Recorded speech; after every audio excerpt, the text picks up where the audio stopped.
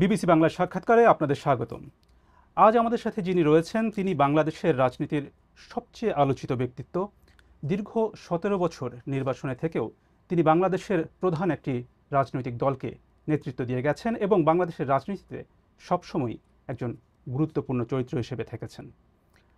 ২০০৮ সালে নির্বাসনে যাবার পর এই প্রথম তিনি গণমাধ্যমের মুখোমুখি হয়েছেন।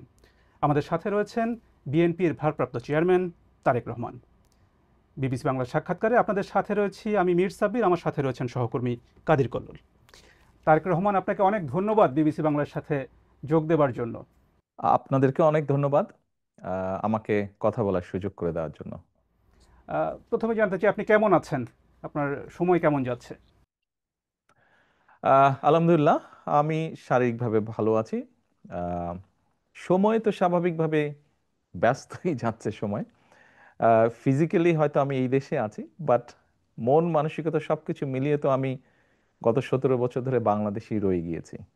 আমরা এমন একটা সময় আপনার সাথে কথা বলছি যখন বাংলাদেশ ইতিহাসে একটা গুরুত্বপূর্ণ সন্ধিক্ষণে দাঁড়িয়ে আছে বললে ভুল বলা হবে না।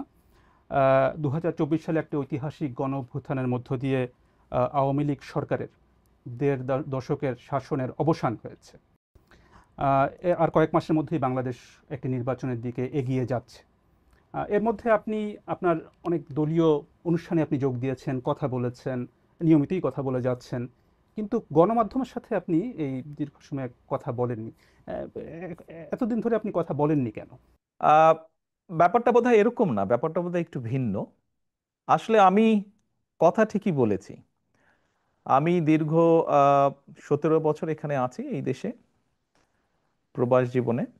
তবে আমার উপরে যখন দলের দায়িত্ব এসে পড়েছে, তারপর থেকে আমি গ্রামে গঞ্জে আমার নেতাকর্মী সহ তাদের সাথে বিভিন্ন পর্যায়ে সাধারণ মানুষ যখন যেভাবে অংশগ্রহণ করেছে, আমি সকলের সাথে কথা বলেছি। আপনারা নিশ্চয়ই জানেন, বিগত স্বৈরাচার সরকারের সময় কোর্ট থেকে রীতিমতন একটা আদেশ দিয়ে আমার কথা বলার অধিকারকে বন্ধ করে দেওয়া হয়েছিল। আমি যদি গণমাধ্যমে কিছু বলতে চাইতাম, হয়তো গণমাধ্যমের ইচ্ছা ছিল ছাপানোর, গণমাধ্যম সেটি ছাপাতে পারতো না। আহ, আমি আহ, একবার প্রেস ক্লাবে কথা বলেছিলাম।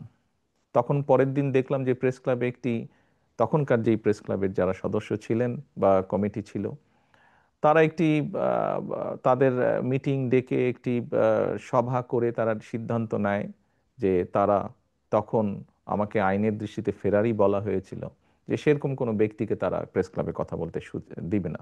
এইভাবে তারা চেষ্টা করেছিল আমার কথা বন্ধ করে রাখতে। আমি কথা বলেছি সামাজিক মাধ্যম সহ বিভিন্ন পন্থায়, আমি পৌঁছানোর চেষ্টা করেছি, আমি ইনশাল্লাহ পৌঁছিয়েছি মানুষের কাছে। কাজে গণমাধ্যমে যে কথা বলিনি তা না, আমি কথা বলেছি, হয়তো আপনারা তখন কথা নিতে পারেননি অথবা শুনতে পারেননি, ইচ্ছা থাকলেও ছাপাতে পারেননি, হয়তো প্রচার করতে পারেননি, কিন্তু আমি বলেছি, আমি থেমে থাকিনি। আমি অবশ্য সাক্ষাৎকারের কথা বলছিলাম, যে প্রশ্নোত্তরের বিষয়টি, মানে বিশেষ করে গত এক বছরে বাংলাদেশে গণ অভ্যুত্থানের এক বছর পেরিয়ে গেছে যেমনটা বলছিলাম, এবং অনেকের ধারণা ছিল আওয়ামী লীগ সরকারের পতনের পর আপনি দেশে এসে সশরীরে দলের নেতৃত্ব দেবেন। এবং গত এক বছরে যে প্রশ্নটা বারবার ঘুরে ফিরে এসেছে এবং এখনও আসছে, যে আপনি এখনও দেশে ফেরেননি কেন? কেন আপনি এখনও দেশে ফেরেননি? কিছু সঙ্গত কারণে হয়তো আহ ফেরাটা হয়ে ওঠেনি এখনো, তবে সময় তো চলে এসছে মনে হয়। ইনশাল্লাহ দ্রুতই ফিরে আসব। সেটা কবে আমরা কি জানতে পারি? আহ দ্রুতই, মনে হয় দ্রুতই ইনশাল্লাহ। নির্বাচনের আগে কি তাহলে আপনি দেশে আসবেন এমন সম্ভাবনা তাহলে বলা যায়? রাজনীতি যখন করি, আমি একজন রাজনৈতিক কর্মী হিসেবে স্বাভাবিক নির্বাচনের সাথে রাজনৈতিক দল রাজনৈতিক কর্মীর একটি ওতপ্রোত সম্পর্ক। কাজেই যেখানে একটি প্রত্যাশিত, জনগণের প্রত্যাশিত নির্বাচন হবে, সেই নির্বাচনের সময় কেমন করে দূরে থাকব? আমি তো, আমার সর্বোচ্চ চেষ্টা থাকবে, ইচ্ছা থাকবে, আগ্রহ থাকবে আহ সেই প্রত্যাশিত, যে প্রত্যাশিত নির্বাচন জনগণ চাইছে, সেই প্রত্যাশিত নির্বাচন যখন অনুষ্ঠিত হবে, জনগণের সাথে, জনগণের মাঝেই থাকবো ইনশাল্লাহ। একটা বিষয় যেটা আপনার দল থেকে মাঝে দলের নেতাদের কেউ কেউ কখনো কখনো বলেছেন, যে একটা নিরাপত্তার শঙ্কার কথা বলেছেন আপনি না আসার পেছনে। আপনি কি কোনো ধরনের শঙ্কা বোধ করেছেন এর মধ্যে?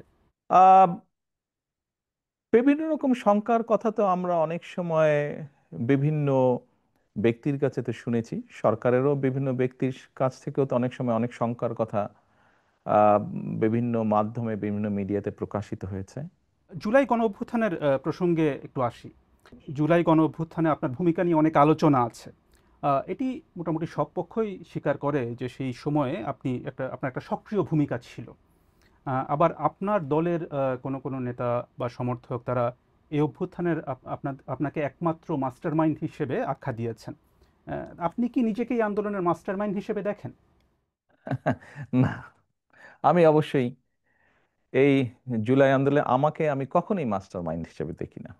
এই যে 5ই আগস্ট, যেই আন্দোলন, জুলাই আন্দোলন বলে যেটি বিখ্যাত বা যেটি সকলের কাছে গৃহীত, এই আন্দোলনটি সফল হয়েছে জুলাই মাসে, কিন্তু এই আন্দোলনটি প্রেক্ষাপট শুরু হয়েছে কিন্তু বহু বছর আগে থেকে।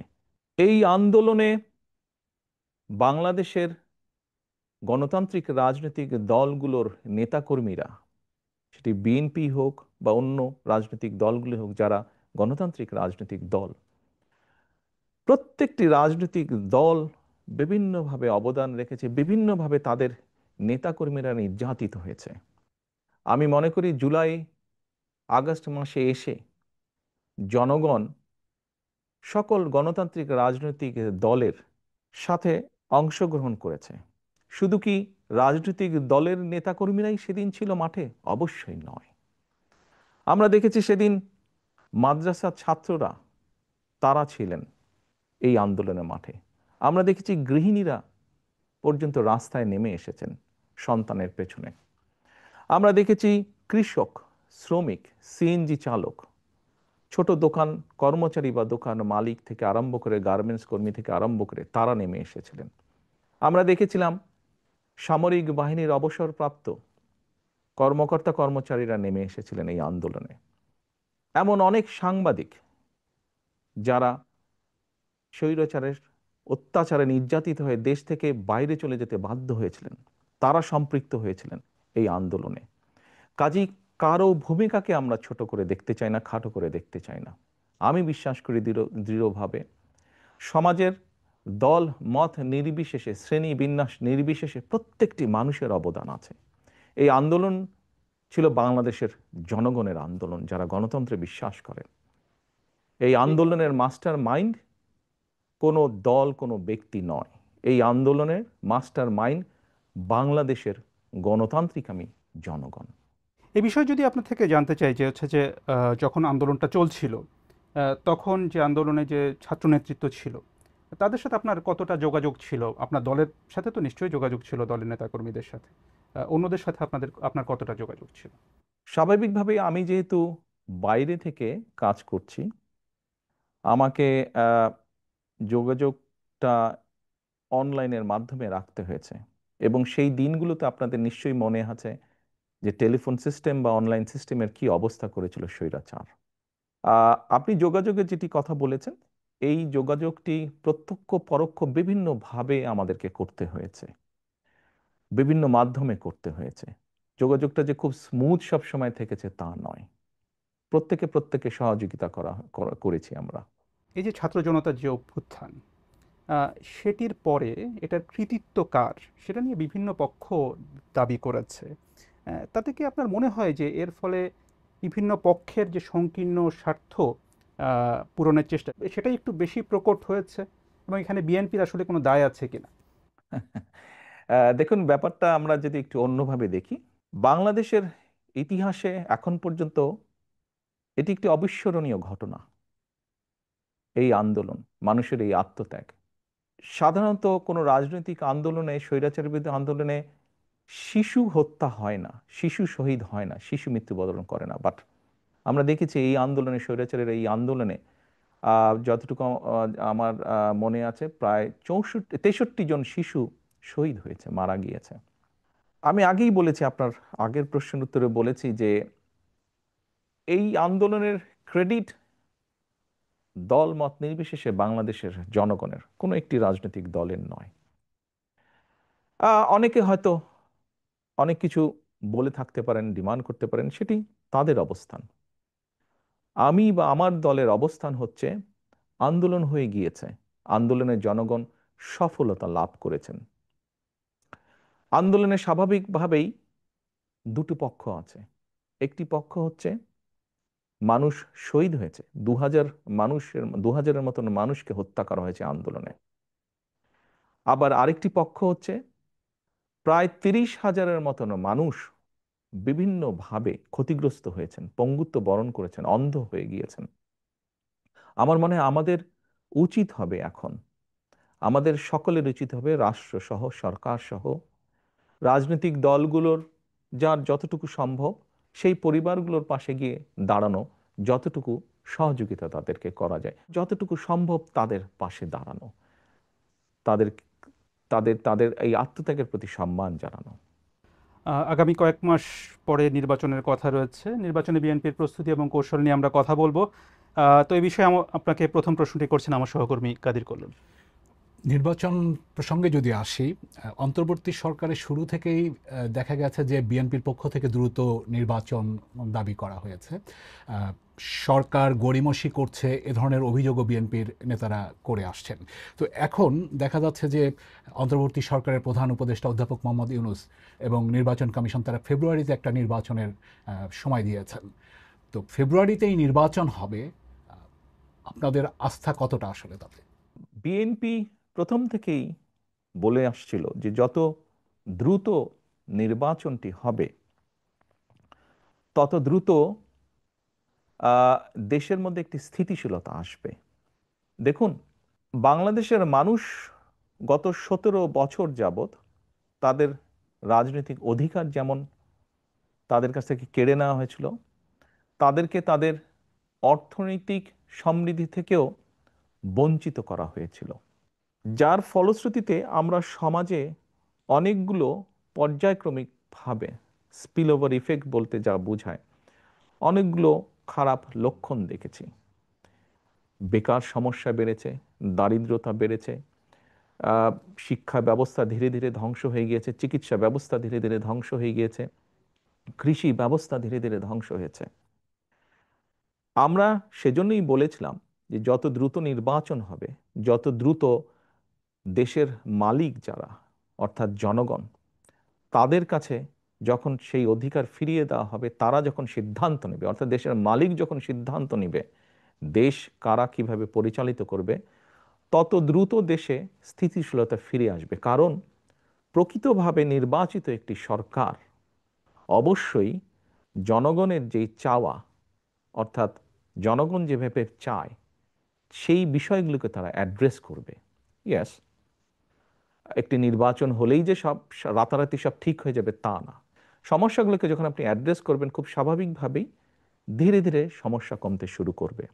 আমরা আনন্দিত যে দেরিতে হলেও সরকার জিনিসটি উপলব্ধি করতে পেরেছেন। আমরা ডিসেম্বরের ভিতরে চেয়েছিলাম, ওনারা ফেব্রুয়ারির ভিতরে এখন নির্বাচনটি করতে চাইছেন। আমরা আস্থা রাখতে চাই যে সরকার সে ব্যাপারে সব রকম উদ্যোগ পর্যায়ক্রমিকভাবে গ্রহণ করবেন। এখন যেহেতু আপনারা বলছেন যে আপনারা আস্থা রাখতে চান, সেখানে নির্বাচন নিয়ে আপনার পরিকল্পনাটা কি? মানে এককভাবে বিএনপি নির্বাচন করবে, মানে দলগতভাবে, নাকি জোটবদ্ধভাবে আসন ভাগাভাগির মাধ্যমে নির্বাচন করবে? খুব ট্রিকি কোয়েশ্চেন একটু। দেখুন, আহ, আমরা প্রায় 64টি রাজনৈতিক দল বিগত স্বৈরাচারের সময় যার যার অবস্থান থেকে রাজপথে আন্দোলন গড়ে তোলার চেষ্টা করেছে। আমরা চেষ্টা করেছিলাম কম বেশি একসাথে কাজ করার জন্য। এমনকি আমরা যে 31 দফা দিয়েছি রাষ্ট্র পুনর্গঠনের, এটি ছিল প্রথমে 2016 সালে আমরা দিয়েছিলাম শুধু বিএনপির পক্ষ থেকে। পরবর্তীতে ভিশন 2030 ছিল যেটা, পরবর্তীতে এটিকে আমরা কিছুটা আরো একটু ডেভেলপ করি, আমরা 27 দফা দিয়েছিলাম। পরবর্তীতে আমরা আমাদের সাথে যে রাজনৈতিক দলগুলো আছে তাদের সাথে পরামর্শ করে সকলের মতামত নিয়ে আমরা 31 দফা দিয়েছি। কারণটি হচ্ছে যে দলগুলোকে আমরা পেয়েছি আমাদের সাথে রাজপথের আন্দোলনে, আমরা চাই সকলকে সাথে নিয়ে রাষ্ট্র পুনর্গঠন করতে, সকলের মতামতকে সাথে নিয়ে আমরা রাষ্ট্র পুনর্গঠন করতে চাই। সেখানে তাহলে মানে যারা আন্দোলন করেছে তারাই, নাকি মানে মিত্র কারা হবে আসলে, কারা সাথে থাকবে আপনাদের নির্বাচনকে সামনে রেখে? ওই যে বললাম, কম বেশি সকলকে নিয়ে আমরা রাষ্ট্র গঠন করতে চাই।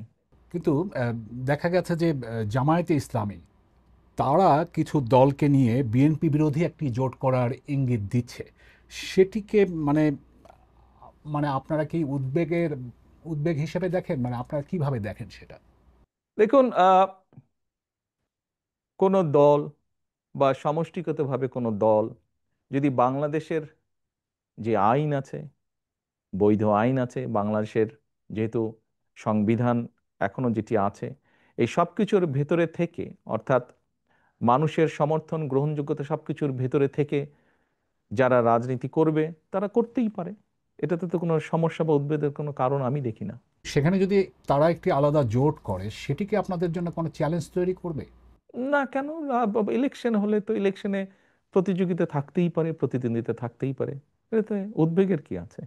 বিএনপি তো আগেও নির্বাচন করেছে, বিভিন্ন সময় বিএনপি নির্বাচন করেছে, কম্পিটিশন করেই বিএনপি নির্বাচন করেছে, প্রতিযোগিতা করেছে। উদ্বেগের কিছু নাই তো। মনোনয়নের প্রশ্নে যদি আসি, সেখানে আপনাদের কৌশলটা কি হবে? এর আগে বিভিন্ন সময় নির্বাচনগুলোতে মানে পেশি শক্তির প্রভাব, টাকার প্রভাব, পারিবারিক বিষয় বিবেচনা, এই বিষয়গুলো বিভিন্ন সময় অভিযোগ আছে। এবার ভিন্ন কি হবে আসলে? আমরা কখনোই, আপনি যেই বিষয়গুলো বললেন, আমরা কখনোই এইসব বিবেচনায় নিয়ে কখনোই আমার দল নমিনেশন ব্যাপারে সিদ্ধান্ত নেয়নি। আমাদের নমিনেশনের ব্যাপারে সিদ্ধান্ত সব সময় কম বেশি যা ছিল, বা ভবিষ্যতে আমরা যেটিকে মূল্যায়ন করব, সেটি হচ্ছে অবশ্যই কোন একটি পার্টিকুলার এলাকা থেকে আমরা আমাদের দলের এমন একজন ব্যক্তিকেই নমিনেশন দিতে চাইব যে ওই এলাকার সমস্যা সম্পর্কে সচেতন আছে, যার সাথে ওই এলাকার মানুষের সম্পৃক্ততা আছে, উঠা বসা আছে, যে ওই এলাকার মানুষের সমস্যার সমাধান করতে সক্ষম, যে ওই এলাকার বিভিন্ন শ্রেণীর মানুষ, তরুণ, নারী, মুরব্বী সহ, ছাত্র ছাত্রী, সবার সাথে যার একটা কমিউনিকেশন আছে, এই ধরনের মানুষকেই আমরা প্রায়োরিটি দিব। খুবই স্বাভাবিক। অর্থাৎ যার প্রতি জনসমর্থন আছে, যে জনসমর্থনকে তার সাথে রাখতে পারে, জনগণের যার প্রতি সমর্থন আছে, সেরকম মানুষকে দেখেই আমরা নমিনেশন দেব। সেখানে তৃণমূলের মতামত কতটা প্রাধান্য পাবে? অভিযোগ যে তৃণমূলের মতামত প্রাধান্য কম পায়। না, ব্যাপারটা এরকম না। দেখুন, গণতন্ত্রে স্বাভাবিক যেখানেই গণতন্ত্র আছে, সেখানে মতামত থাকতেই পারে, বিভিন্ন রকম মতামত, অভিযোগ। হয়তো এক জায়গায় 50 জন আছে, 50 জনের মধ্যে 30 জন একটি কথা বলছে, 15 জন একটি কথা বলছে, বাকি সংখ্যক ব্যক্তি আরেকটি কথা বলছে। তাহলে আপনি কি বলবেন যে মতামত না হচ্ছে? না, না, স্বাভাবিকভাবেই যেখানে আমরা মেজরিটির যেটা মতামত পাবো এলাকার মানুষের কম বেশি, আমরা তো আমাদের মতন করে খোঁজ করছি, সেটি তৃণমূলই হোক বা সেটি সাধারণ মানুষের হোক। এখানে একটি বিষয় উল্লেখযোগ্য, আহ, আমরা কিন্তু দলের নেতৃত্ব নির্বাচন করছি না। আমরা নির্বাচন করছি এমন একজন ব্যক্তিকে যে শুধু দলেরই সমর্থন নয়, বরং দলমত নির্বিশেষে ওই এলাকার অধিকাংশ মানুষের সমর্থন যার প্রতি আছে, আমরা এরকম একজন মানুষকে বের করে আনতে চাইছি, এরকম একজন মানুষকে আমাদের দলের মনোনয়ন দিতে চাইছি। শুধু দল দিয়ে তো নির্বাচন হবে না, নির্বাচনে তো সাধারণ মানুষের অংশগ্রহণ থাকে, বিভিন্ন মানুষের অংশগ্রহণ থাকে। কাজেই যার সমর্থন আমরা খুঁজে বের করার চেষ্টা করছি, যার প্রতি বিভিন্ন শ্রেণী পেশার মানুষের সমর্থন আছে, শুধুমাত্র দলীয় সমর্থন নয়, এরকম মানুষ। নির্বাচন প্রসঙ্গে আপনার কাছে জানতে চাই যে আগামী নির্বাচনে আপনার ভূমিকা কি হবে? আপনি কি সরাসরি নির্বাচন করছেন? আপনাকে কি আমরা প্রধানমন্ত্রী পদের প্রত্যাশী হিসেবে দেখতে পাবো নির্বাচনে? আমার মনে হয় আপনি প্রথম দিকে বোধহয় একটা প্রশ্ন করেছেন, আমি ওখানে বলেছিলাম যে স্বাভাবিক আমি একজন রাজনৈতিক দলের সদস্য, একজন রাজনৈতিক কর্মী। আমি নির্বাচনের সাথে তো রাজনৈতিক দল এবং রাজনৈতিক কর্মীর ওতপ্রোত সম্পর্ক। কাজেই নির্বাচন যেখানে একটি আহ, মানে জনগণের সম্পৃক্ত এরকম একটি নির্বাচন হবে, সেখানে তো অবশ্যই আমি নিজেকে দূরে থাকতে পারবো না, আমাকে আসতেই হবে। স্বাভাবিকভাবেই আহ, মাঠেই ইনশাল্লাহ থাকবো আমি। আপনি আপনার প্রশ্নের পরের যে অংশটি ছিল, দেখুন, আমি মনে করি এটির সিদ্ধান্ত বাংলাদেশের জনগণের। এটি তো আমার সিদ্ধান্ত না, এটি সিদ্ধান্ত নেবে বাংলাদেশের জনগণ। কিন্তু আপনি নির্বাচনে অংশ নেবেন কিনা সেই সিদ্ধান্ত তো আপনাকে নিতে হবে। না না, সেটি তো নিব, কেন নিব না, অবশ্যই নিব। আপনি নির্বাচনে অংশ নিচ্ছেন তাহলে? জি, ইনশাল্লাহ। অর্থাৎ আপনি বিএনপি যদি ক্ষমতায় আসে বা নির্বাচনে অংশ নেয়, সেক্ষেত্রে প্রধানমন্ত্রী পদের প্রত্যাশী হিসাবে আমরা তারেক রহমানকে দেখতে পাবো, সেটা আমরা নিশ্চিতভাবে বলতে পারি এটির সিদ্ধান্ত তো বাংলাদেশের জনগণের। বিএনপির পক্ষ থেকে। সেক্ষেত্রে তো এটি দল সিদ্ধান্ত নেবে, দল কিভাবে করবে এটি তো দলের সিদ্ধান্ত। আহ, সাবেক প্রধানমন্ত্রী এবং আপনাদের দলের চেয়ারপারসন খালেদা জিয়া, আহ, তিনি কি এই নির্বাচনে কোনো ভূমিকায় থাকবেন? তাকে কি আমরা নির্বাচনে কোনো ভূমিকায় দেখতে পাবো? আপনি এমন একজন মানুষের কথা বলেছেন, যেই মানুষটি বাংলাদেশের গণতন্ত্র যতবার গণতান্ত্রিক অধিকার, জনগণের গণতান্ত্রিক অধিকারকে হরণ করা হয়েছে, প্রতিবার উনি অবদান রেখেছেন সেই গণতন্ত্রকে পুনঃপ্রতিষ্ঠিত বা পুনরুদ্ধার করার জন্য। এবারও আপনাদের সকলের চোখের সামনেই ঘটেছে যে কিভাবে স্বৈরাচারের সময় তার উপরে অত্যাচারের খড়গ হস্ত নেমে আসে, কিন্তু উনি আপোস করেননি। এরকম একজন ব্যক্তি আজ অসুস্থ, এবং কেন, কিভাবে উনি শারীরিকভাবে অসুস্থ হলেন, তাকে মিথ্যে মামলায় জড়িয়ে তাকে জেলখানায় নিয়ে যাওয়া হলো। আমরা দেখেছিলাম একজন সুস্থ মানুষ গিয়েছেন, কিন্তু যখন বেরিয়ে এসেছেন একজন অসুস্থ মানুষ বেরিয়ে এসেছেন, তাকে চিকিৎসার সুযোগ থেকেও বঞ্চিত করা হয়েছে। এই সবগুলো ঘটনা দেশবাসী জানেন।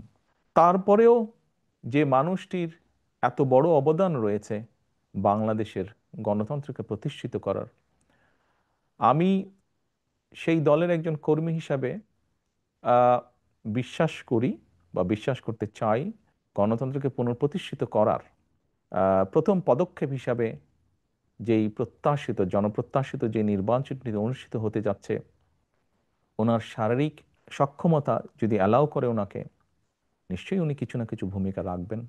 সেটা কি নির্বাচনে অংশগ্রহণ হতে পারে? এইটি আমি এখনো বলতে পারছি না। আমি মাত্রই বললাম যে ওনার শারীরিক ফিজিক্যাল এবিলিটির উপরে বিষয়টি কিছুটা হলেও নির্ভর করছে। এ প্রসঙ্গে প্রশ্ন চলে আসে বিএনপির ভবিষ্যৎ নেতৃত্ব নিয়ে। আপনার বাবা সাবেক প্রেসিডেন্ট জিয়াউর রহমান বিএনপি প্রতিষ্ঠা করেছিলেন। আপনার মা সাবেক প্রধানমন্ত্রী খালেদা জিয়া, তিনি 4 দশক বিএনপির নেতৃত্ব দিয়েছেন। আম, এখন আপনি বিএনপির নেতৃত্বে রয়েছেন, কার্যত দলের নেতৃত্বে রয়েছেন আপনি। বিএনপির ভবিষ্যৎ নেতৃত্বে আহ, পরিবারের প্রভাব কতটা থাকে? দেখুন, বিষয়টিকে আমি একটু তাহলে অন্যভাবে উপস্থাপন করি। সব রকম সকলের মতামতের প্রতি শ্রদ্ধা রেখেই আমি বলতে চাইছি। দেখুন, একজন চিকিৎসকের সন্তান যখন চিকিৎসক হয়, তখন সে ভালোও করে, সে খারাপও করে। একজন লয়ারের সন্তানও দেখা যায় যে অনেক সময় বাবা মায়ের মতন ভালো লয়ার হয় অথবা হয় না। রাজনীতিবিদদের ক্ষেত্রে অনেকের সন্তান পলিটিক্সে এসেছে, সবাই কি ভালো করেছে? সবাই ভালো করেনি। কেউ কেউ করেছে, কেউ কেউ করতে পারেনি ভালো। আপনি যদি আমাকে ইঙ্গিত করে থাকেন, তাহলে এইভাবে আমি বলবো যে দেখুন, আমরা দেখেছি বাংলাদেশের মতন দেশে রাজনীতি যারা করেন, বিগত 17 বছরে দেখেছি, তার আগেও আমরা দেখেছি, রাজনীতিবিদরা রাজনীতি করতে গিয়ে বিভিন্নভাবে হ্যারাসমেন্টের শিকার হন, মিথ্যে মামলার শিকার হন। আমাদের বহু নেতাকর্মী শারীরিক নির্যাতনের শিকার হয়েছে, জেল জুলুম খেটেছে, ঘর ঘর বাড়ি ভেঙে দেওয়া হয়েছে। যেই কয়টা উদাহরণ দিলাম আমি মাত্র, আপনি কি বলতে পারবেন এর কোনোটার মধ্যে দিয়ে আমি যাইনি? এর প্রতিটার ভেতর দিয়ে আমি গিয়েছি, প্রত্যেকটা স্তর পার করে এসেছি। আমি আমি শারীরিকভাবে নির্যাতিত হয়েছি, যেই নির্যাতনের চিহ্ন এখনো কখনো কখনো আমাকে সহ্য করতে হয়। আহ, জেল জুলুম খেটেছি আমি, বিভিন্নভাবে মিথ্যা অপপ্রচারের শিকার হয়েছি আমি। সবকিছুর ভিতর দিয়ে আমি পেরিয়ে এসেছি। কাজেই আহ, এই জন্য এই কথাগুলো আমি বললাম যে রাজনীতি পরিবারীকরণ হয় না, এটি সমর্থনের ভিত্তিতে হয়। কাজেই যার যে অর্গানাইজ করে জনগণকে ঐক্যবদ্ধ করে, দলকে ঐক্যবদ্ধ করে সামনে এগিয়ে যেতে পারবে, সে এগিয়ে যেতে পারবে। কেউ যদি এগিয়ে যেতে না পারে, তাহলে সে এগিয়ে যেতে পারবে না। সময় পরিস্থিতি সবকিছু প্রমাণ করে দিবে, বলবে। আপনার স্ত্রী বা কন্যা বা আপনার পরিবারে যারা আছেন তারা রাজনীতিতে আসবেন কিনা এটা নিয়ে কিন্তু ব্যাপক আলোচনা আছে, আলোচনা হয় কিন্তু রাজনীতিতে। আহ, তো এ ধরনের কি কোনো সম্ভাবনা আছে বা তারা আগ্রহী কিনা রাজনীতিতে আসার ব্যাপারে? আমি ওই যে বললাম, সময় পরিস্থিতি বলে দিবে ওটা। একটু আবার আপনাদের নির্বাচন সরকারের দিকে যাই। বিএনপি সর্বশেষ সরকারে ছিল 2001 থেকে 2006 সালের মধ্যে। এর প্রায় 19 বছর পরে বিএনপির সামনে আবার একটা সরকার গঠনের সুযোগ তৈরি হয়েছে। এবং সেই তখনকার যে বিএনপি আর এখনকার যে বিএনপি, এই দুটোর মধ্যে পার্থক্যটা আপনি কোথায় কি বলবেন যে পার্থক্য কি? এই 19 বছরে আমরা বাংলাদেশ বলি বা পুরা বিশ্ব বলি, অনেক কিছু পরিবর্তিত হয়েছে। সমাজ ব্যবস্থা পরিবর্তিত হয়েছে, অর্থনৈতিক ব্যবস্থা পরিবর্তিত হয়েছে। দুটো বড় বড় জিনিসের বোধহয় পরিবর্তন হয়েছে। একটি হচ্ছে কোভিডের ভিতর দিয়ে পুরো বিশ্ব গিয়েছে। এই কোভিড বিভিন্নভাবে আমাদের অনেক কিছু চিন্তা ভাবনা মনোজগৎ চেঞ্জ করেছে। ঠিক একইভাবে যদি আরেকটি বিষয় আমরা দেখি, এই যে আপনার সাথে আমি কথা বলছি অনলাইনে, এই যে আইটি বা সোশ্যাল মিডিয়া, এই পুরা বিষয়টা কিন্তু মানুষের মনোজগৎকে ভিন্নভাবে ভিন্ন রকম করেছে। অনেক ক্ষেত্রে একটা একটা একটা মনোজগতে একটা প্রভাব বিস্তার করেছে। খুব স্বাভাবিকভাবে আপনি যেই সময়ের কথা বলেছেন সেই সময় এই বিষয়গুলো হয়তো সেভাবে ছিল না।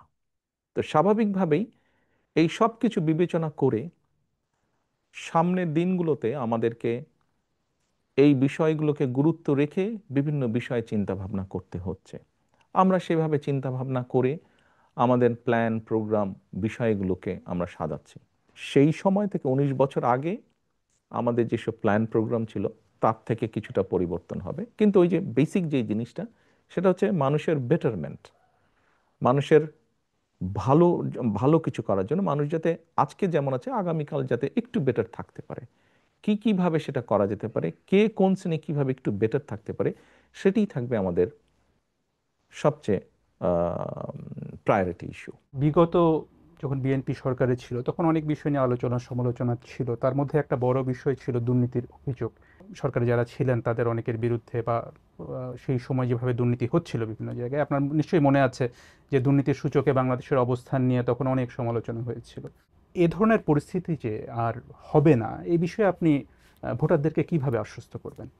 দেখুন, আপনি যে কথাটি বললেন দুর্নীতিতে চ্যাম্পিয়ন, 96 সাল থেকে 2001 পর্যন্ত আওয়ামী লীগ সরকার ছিল সেই সময়।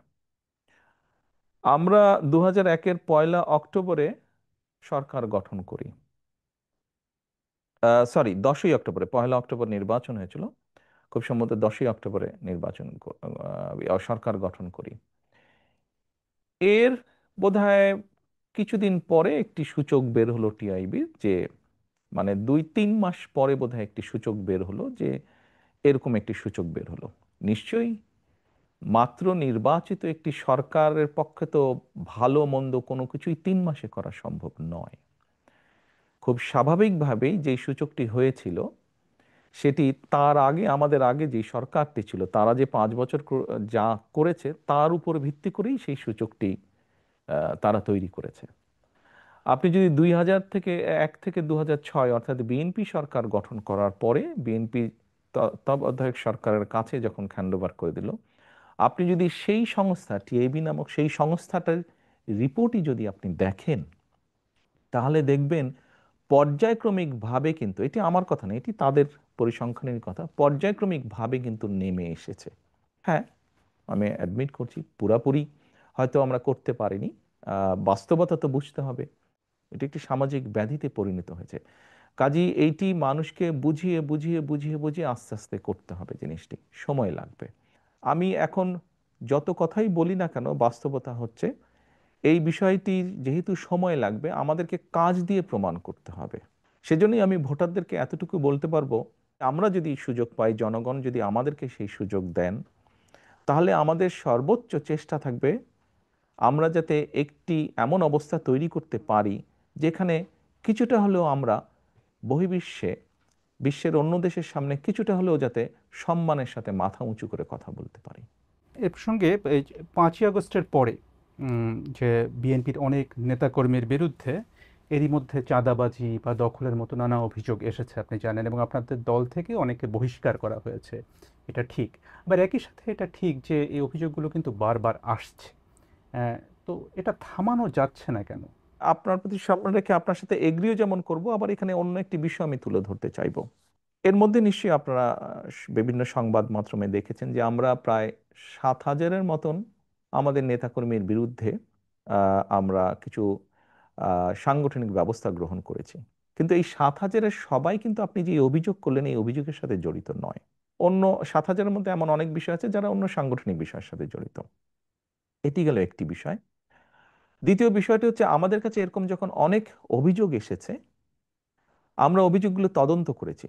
তদন্ত করার পরে আমরা বেশ কিছু বিষয় পেয়েছি। যেমন আমি দু একটি উদাহরণ দিয়ে আপনাকে বলি। যেমন ধরেন, দুই ভাই, কোনো একটি এলাকায় দুই ভাই আছে। দুই ভাইয়ের মধ্যে পারিবারিক সম্পত্তি, সহায় সম্পত্তি নিয়ে একটি সমস্যা আছে। আহ, এক ভাই বিগত যে স্বৈরাচার, পলাতক স্বৈরাচার, তাদের কারোর সাথে এক ভাইয়ের খুব ভালো সম্পর্ক। তার ফলে সে সেই স্বৈরাচারের যে দোসর, যার সাথে এই এক ভাইয়ের সম্পর্ক, সে তার ইনফ্লুয়েন্সটি ব্যবহার করে অন্য ভাইয়ের সম্পত্তিও জোর করে দখল করে রেখেছে।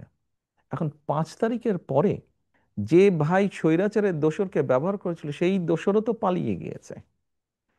তো স্বাভাবিকভাবেই সেই ভাই এখন আর শেল্টার পাচ্ছে না। তো অন্য যার সম্পত্তি জোর করে রেখে দিয়েছিল অন্য ভাইটি, সেই অন্য ভাইটি স্বাভাবিকভাবে তার হক আদায় করতে গিয়েছে বা হক বুঝে নিতে গিয়েছে।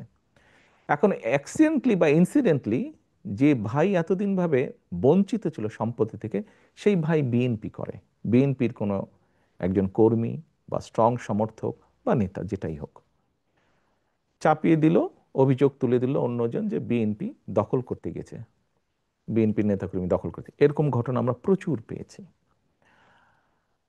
আবার আরেকটি আমি উদাহরণ দেই, যা সত্য, যা বাস্তব। স্বৈরাচারের সময় আমাদের সারা বাংলাদেশে আমাদের প্রায় 50 লক্ষের বেশি নেতাকর্মীর নামে বিভিন্ন রকম গায়েবী মিথ্যে মামলা দেওয়া হয়েছিল। আমাদের বহু নেতাকর্মী তাদের ঘর বাড়িতে থাকতে পারতো না, তাদেরকে বিভিন্নভাবে পালিয়ে থাকতে হতো, বিভিন্নভাবে সরে থাকতে হতো। এই সুযোগে স্বৈরাচার তাদের ব্যবসা বাণিজ্য, দোকান পাট, ঘর বাড়ি, জমি জমা, পুকুর দখল করে নিয়েছিল। 5 তারিখে যখন স্বৈরাচার পলাতক হয়ে গিয়েছে, পালিয়ে গিয়েছে, তখন স্বৈরাচারের যারা দখল করেছে তারাও সাথে সাথে পালিয়ে গিয়েছে। স্বাভাবিকভাবেই আমাদের নেতাকর্মীরা তাদের নিজেদের যেগুলি বৈধ সম্পত্তি, পৈতৃক সম্পত্তি, সেগুলো আবার ফিরে পেতে গিয়েছে। তখন আবার কিছু সংখ্যক লোক প্রচার করেছে যে বিএনপির লোকজন দখল করতে গিয়েছে। এরকম ঘটনা প্রচুর ঘটেছে।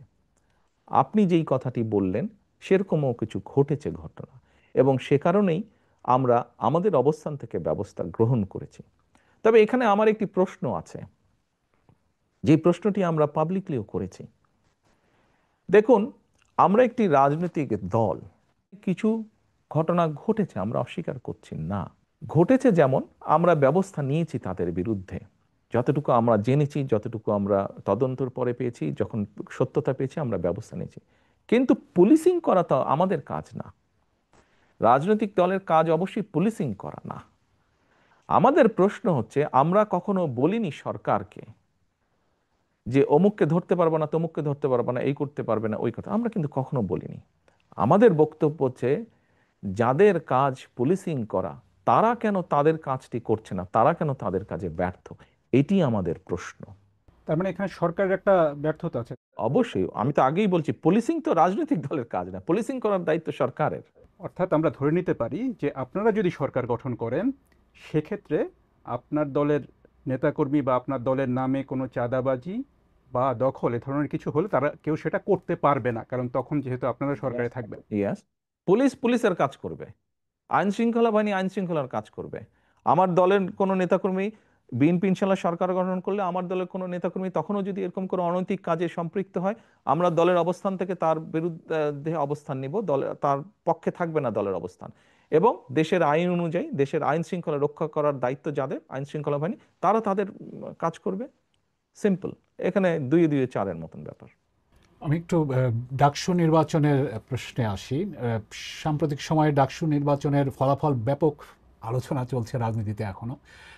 এর ফলাফলে দেখা গেছে যে বিএনপি সমর্থক ছাত্রদল তাদের চেয়ে বেশ বড় ব্যবধানে ছাত্র শিবির সমর্থিত প্যানেল জয়ী হয়েছে। আপনি কিভাবে দেখেন এই ফলাফলটাকে আসলে? আমি মনে করি গণতান্ত্রিক যাত্রার একটি ভালো উদ্যোগ, এটি ভালো সূচনা।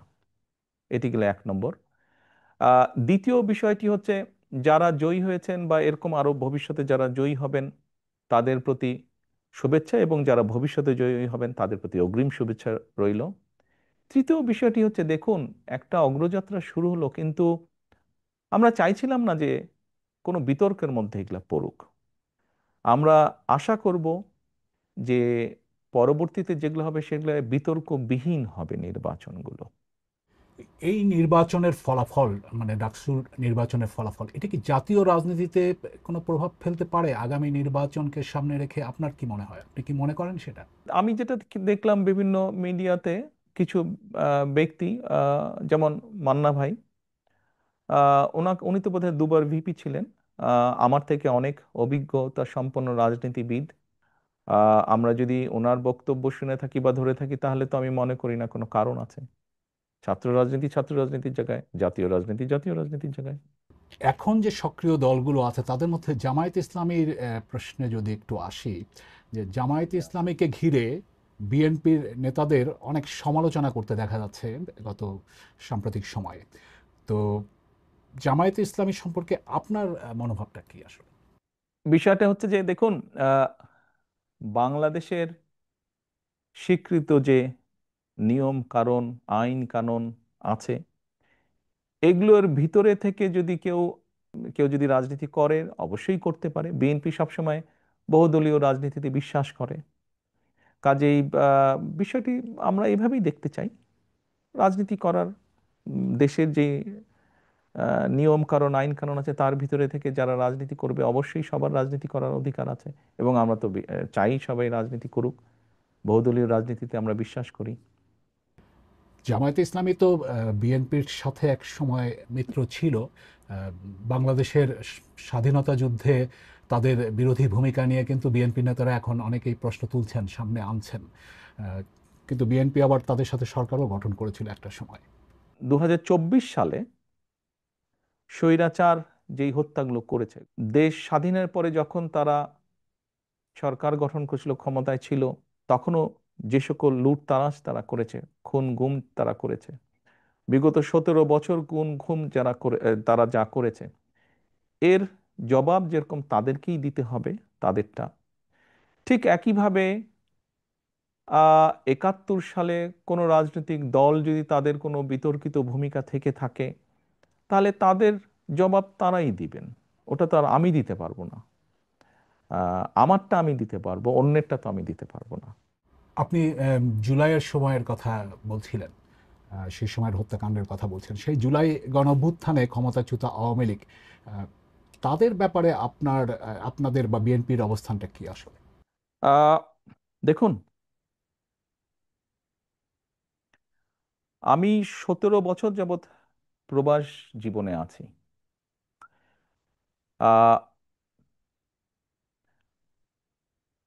111-এর, তথাকথিত 111 সরকারের সময় যেই শারীরিক নির্যাতন আমার উপরে হয়েছিল, তারপরে চিকিৎসার জন্য আমি এই দেশে আসি। আমি যখন এখানে আসি, আমার ভাইকে আমি রেখে এসেছিলাম, ছোট ভাইকে। আমি যখন এই দেশে আসি, আমার সুস্থ মাকে আমি রেখে এসেছিলাম। একটি ঘর রেখে এসেছিলাম, যেই ঘরে আমি এবং আমার ছোট ভাই বড় হয়েছি, যেই ঘরে আমার বাবার স্মৃতি ছিল, যেই ঘরে আমাদের দুই ভাইয়ের সন্তানরা জন্মগ্রহণ করেছিল, যেই ঘরে আমার মায়ের বহু স্মৃতি ছিল, সেই স্মৃতিগুলোকে ভেঙে চুরে ধুলায় মিশিয়ে দেওয়া হয়েছে। যে ভাইকে আমি রেখে এসেছিলাম সেই ভাই এখন আর নেই। যেই সুস্থ মাকে রেখে এসেছিলাম সেই সুস্থ মা এখন সুস্থ নেই। শুধু অসুস্থই নন, ওনার উপরে মানসিক এবং শারীরিক নির্যাতনও করা হয়েছে। আমি আমার পরিবারের যেই কাহিনী আপনাদের সামনে তুলে ধরলাম, এটিকে আপনারা কাহিনী বলুন বা সংগ্রাম বলুন, যেটাই বলুন না কেন, এটি শুধু আমার কাহিনী না বা আমার পরিবারের কাহিনী না। এরকম কাহিনী বাংলাদেশের শত না হাজার হাজার পরিবারের, বা যেই পরিবারের বাবা, যেই পরিবারের ভাই, যে পরিবারের স্বামী, তার ঘরবাড়ি ধ্বংস করে দেওয়া হয়েছে, হ্যান্ডকাফ পরা অবস্থায় হাসপাতালের বারান্দায় মারা গিয়েছে, তা না হলে হ্যান্ডকাফ পরা অবস্থায় জেলের ভিতরে মারা গিয়েছে, সহায় সম্পত্তি ধ্বংস করে দেওয়া হয়েছে। এই সকল অন্যায়, এই সকল হত্যা, এই সকল নির্যাতনের জন্য যারা দায়ী, যারা এসবের হুকুম দিয়েছে, তাদের প্রত্যেকের বিচার হতে হবে। এটি প্রতিশোধের কোনো বিষয় নয়, এটি ন্যায়ের কথা, এটি আইনের কথা। অন্যায় হলে তার বিচার হতে হয়। কার সম্পর্কে কি মনোভাব সেটি গুরুত্বপূর্ণ নয়। এখানে একটা বিষয় আলোচনায় এসছে যে যারা অপরাধী তাদের বিচার হবে, কিন্তু দল হিসেবে আওয়ামী লীগ তাদের রাজনীতিতে অংশগ্রহণ করতে পারা না পারার প্রশ্ন। বিএনপিরও অনেক নেতা অনেক সময় বলেছেন যে কোনো রাজনৈতিক দলকে নিষিদ্ধ করার পক্ষে তারা নন। তো এখন নির্বাচনও সামনে আসছে, ফলে আওয়ামী লীগ রাজনীতি করতে পারবে কি পারবে না সে ধরনের একটা প্রশ্ন আসছে। তো সেই জায়গাটাতে বিএনপির কি অবস্থানটা হতে পারে?